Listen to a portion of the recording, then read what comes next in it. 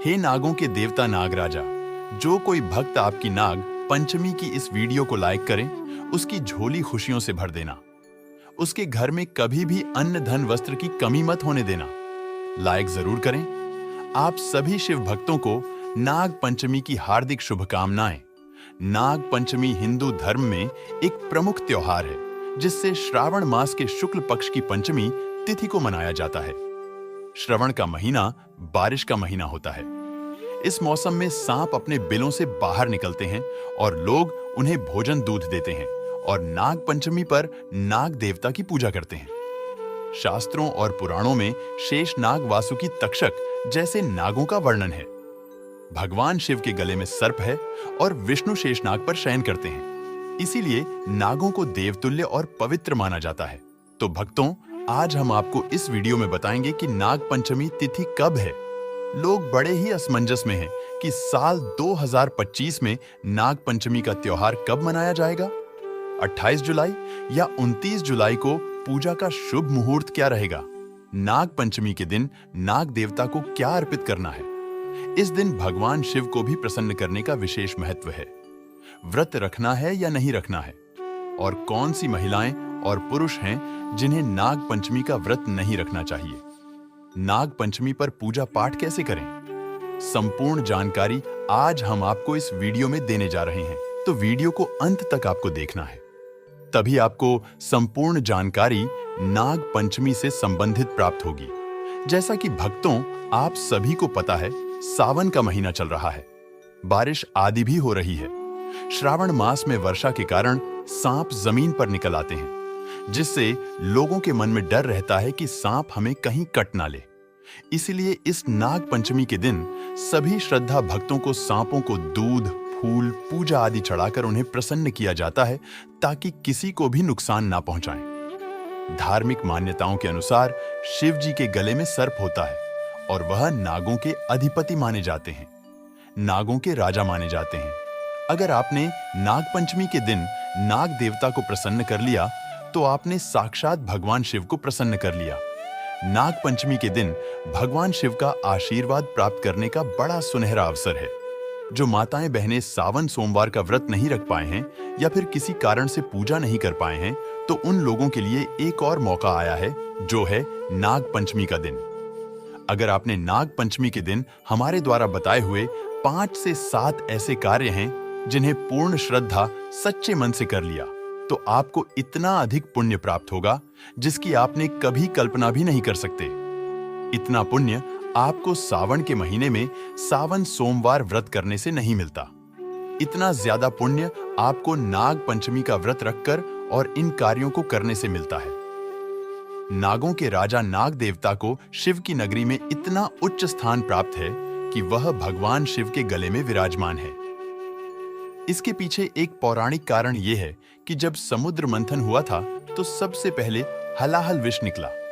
भगवान शिव ने उस विष को पीकर अपने कंठ गले में रोक लिया, ताकि संसार की रक्षा हो सके। तब भगवान शिव ने विष के प्रभाव से शरीर में तेज ऊष्मा गर्मी उत्पन्न हो गई। सांप ठंडी प्रकृति का होता है, इसीलिए उसे गले में धारण करके भगवान शिव ने विष की गर्मी को संतुलित किया। जैसा कि भक्तों, हम आप लोगों को बता दें कि सांप जीवन और मृत्यु दोनों का प्रतीक होता है, क्योंकि उसका विष मार भी सकता है और सही मात्रा में उपयोग हो तो रोग ठीक कर सकता है। भगवान शिव को मृत्युंजय यानी मृत्यु को जीतने वाला कहा गया है। इसलिए सांप को गले में धारण करना उनकी मृत्यु पर विजय और जीवन के संतुलन का संकेत है। हिंदू धर्म में नागों सर्पों को पूज्य माना गया है। शिव जी को नागों का अधिपति नागेश्वर कहा जाता है, इसलिए वे वासुकी नाग को सम्मान पूर्वक गले में धारण करते हैं। इसके बाद भक्तों, हमें क्या करना है कि घर के मंदिर या स्वच्छ स्थान पर नाग देवता की मिट्टी से बनी मूर्ति या चित्र रखना है, जिससे हम नाग देवता की पूजा करेंगे, और पास में भगवान शिव की प्रतिमा या शिवलिंग भी रखें।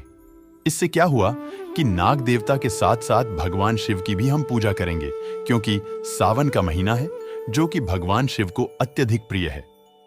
इस दिन शिव पृथ्वी पर अपने भक्तों की पुकार सुनने के लिए जरूर ही आते हैं। तो चलिए पूजन आरंभ करते हैं। सबसे पहले हम कलश की स्थापना करेंगे। एक तांबे या पीतल के कलश में जल भरकर आम के पत्ते लगाकर उसके ऊपर नारियल रखें। कलश के पास नाग देवता और शिव जी की स्थापना करें। इसके बाद हमने जो पूजा की सामग्री ली है उन्हें नाग देवता को अर्पित कर देना है। एक एक करके नाग देवता को दूध, अक्षत, फूल, कुमकुम, हल्दी और तिल चढ़ाते समय आपको एक मंत्र है जिसका उच्चारण जरूर ही करना है। इससे नाग देवता प्रसन्न होते हैं। ओम कुरुकुल्यहुं फट स्वाहा या ओम नागदेवाय नमः मंत्रों का जाप करना है। और इस दिन अगर आपके आसपास सांपों के रहने का बिल या फिर जिसे बनी बोलते हैं, जहां नाग देवता निवास करते हैं, वहां पर जाना है। आपको एक कटोरी में ताजा दूध लेकर और वहां पर रख देना है। अगर नाग देवता आकर आपके उस दूध को स्वीकार कर लिया तो मान लीजिए आपके ऊपर भगवान शिव और नाग देवता का इतना भयंकर आशीर्वाद बरसेगा कि आप इसकी कल्पना तक नहीं कर सकते। इसके बाद आपको शिवलिंग की पूजा करना है। भगवान भोलेनाथ को प्रसन्न करने के लिए शिवलिंग की पूजा करना है। अब शिवलिंग की पूजा कैसे करना है यह भी हम आपको बता देते हैं।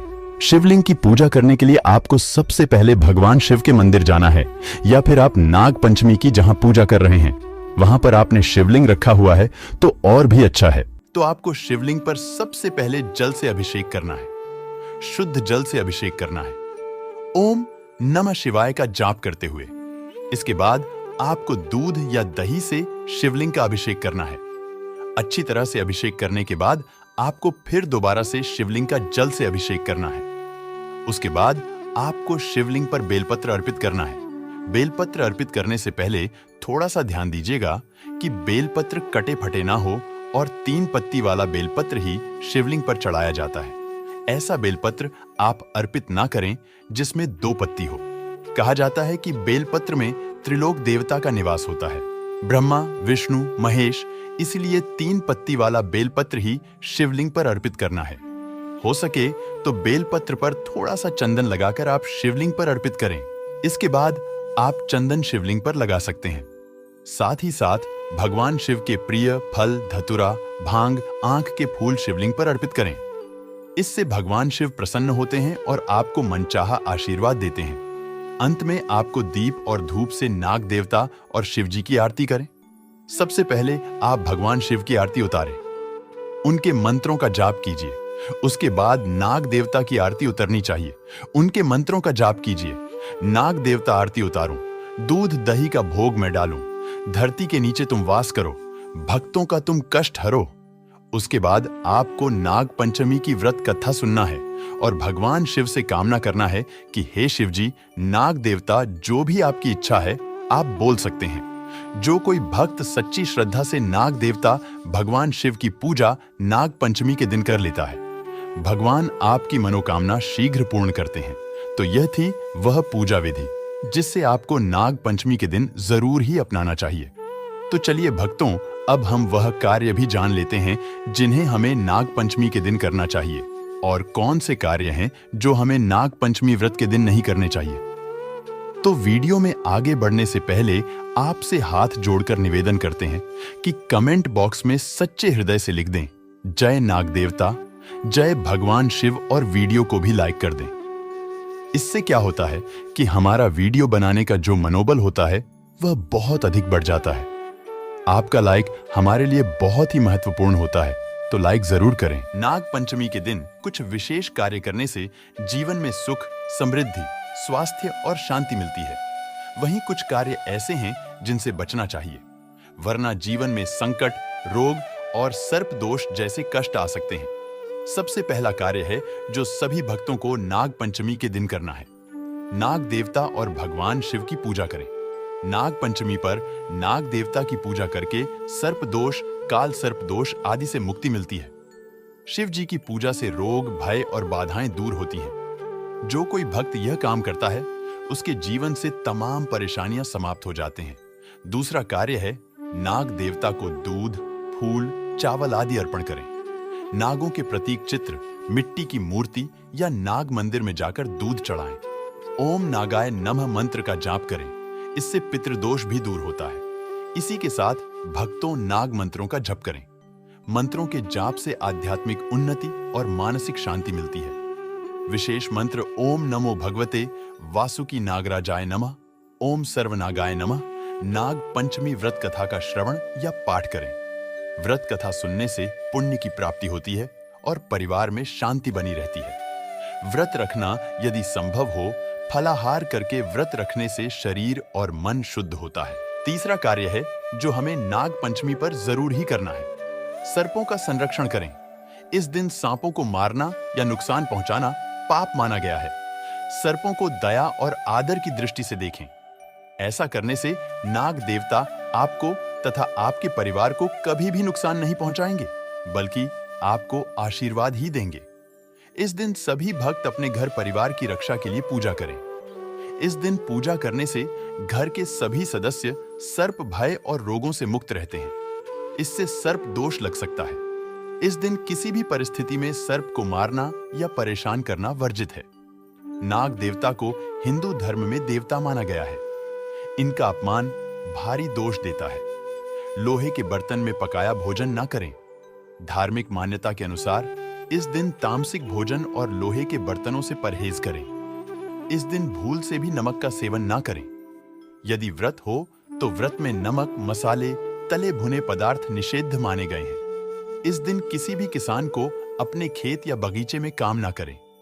यह माना जाता है कि इस दिन खेतों में सर्पों का आना जाना अधिक होता है, इसीलिए उन्हें परेशान ना करें।